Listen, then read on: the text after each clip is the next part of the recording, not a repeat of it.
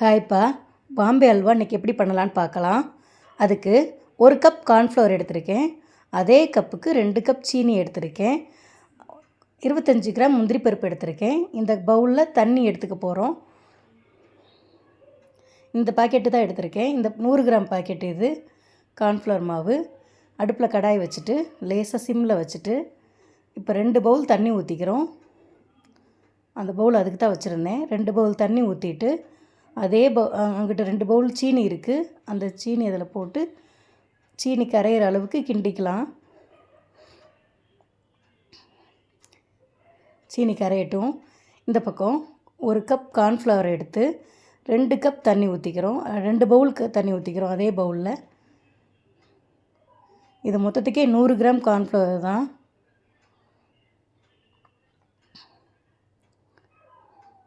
ரெண்டு பவுல் ஊற்றி கரைச்சி வச்சுக்கணும்.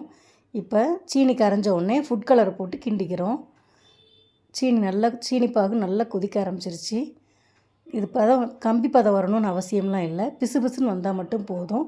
ஒரு 5 நிமிஷம் அடுப்பை சிம்மில் வச்சு கொதிக்க விட்டுருங்க. இப்போ கரைச்சி வச்ச கார்ன்ஃப்ளவர் மாவு தண்ணியை இப்போ இந்த சீனி பாகில் கலக்க போகிறோம். இது கலந்த உடனே அல்வா பதத்துக்கு லேசாக வர ஆரம்பிச்சிடும். கைவிடாமல் கிண்டிக்கிட்டே இருக்கணும்.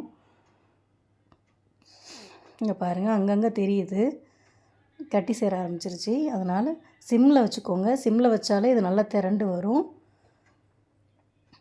கைவிடாமல் கிண்டிக்கிட்டு இருங்க. ஒரு 5 நிமிஷம் 7 நிமிஷத்துக்குள்ளேயே நல்லா திரண்டு வர ஆரம்பிச்சிருச்சு. இப்படி நல்லா அல்வா பதத்துக்கு வர ஆரம்பித்த உடனே இதில் நம்ம நெய் ஊற்றிக்கணும். இது மொத்தத்துக்கே 4 ஸ்பூன் நெய் தான். கொஞ்சம் கொஞ்சமாக ஊற்றிக்குவோம். 1 ஸ்பூன் ஊற்றியாச்சு. கிண்டிக்கிட்டே இருக்கணும். கைவிடாமல் ஒரு 5 நிமிஷம் கிண்டிக்கிட்டே இருங்க. ஃபுல்லாக நெய் வாங்கிக்கும் வேகிற வரைக்கும். நல்லா வெந்ததுக்கப்புறம் 2 ஸ்பூன் நெய் ஊற்றியாச்சு.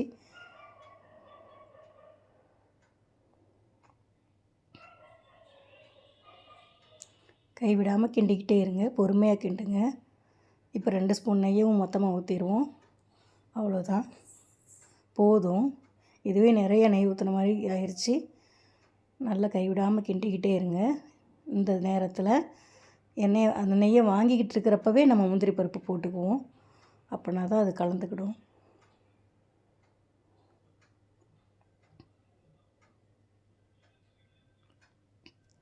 முந்திரி பருப்பை போட்டு இது நல்லா ஒரு மாதிரி கண்ணாடி பதத்துக்கு வரும். கிண்டிக்கிட்டே இருப்போம். நல்லா அமுத்தி அமுத்தி கிண்டுங்க, கட்டி சேர்ந்துடக்கூடாது.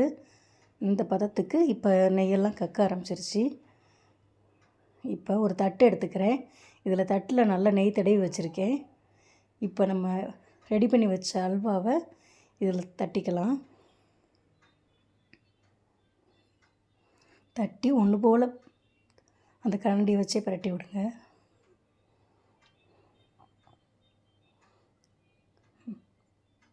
எல்லா பக்கமும் ஒன்று போல் இருக்கிற அளவுக்கு சரி பண்ணி விட்டுட்டு இதை அப்படியே லேசாக மூடி வச்சுருவோம்.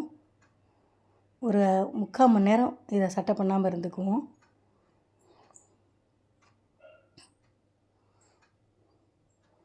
எல்லா பக்கமும் ஒரே சைஸாக இது பண்ணி விட்டுட்டு 3/4 மணி நேரம் கழித்து ஒன்று போல் உள்ள பிளேட்டில் இதை மாற்றிக்கலாம். வந்துடுச்சு. கொஞ்சம் கூட ஷேப் மாறவே இல்லை.